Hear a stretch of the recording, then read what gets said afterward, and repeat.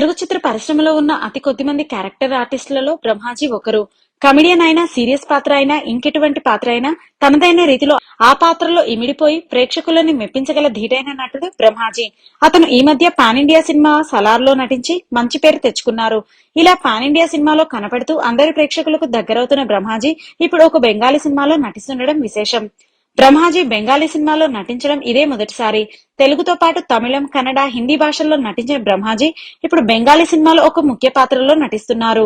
ఈ cinema shooting కోసమని బ్రహ్మాజీ భువనేశ్వర్ వెళ్లినట్లు తెలుస్తోంది.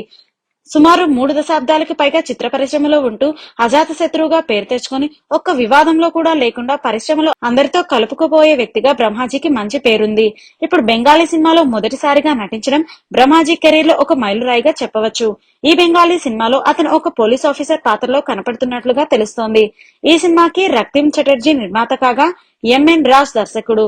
ఈ సినిమా షూటింగ్ ప్రస్తుతం ఒరిస్సాలోని కటక్ లో జరుగుతోంది. సలార్ సినిమాలో బ్రహ్మాజీ వేసిన పాత్రని చూసి ఈ బెంగాలీ చిత్ర నిర్వాహకులు ఈ సినిమా కోసం మాట్లాడి ఒప్పించినట్లుగా తెలుస్తోంది.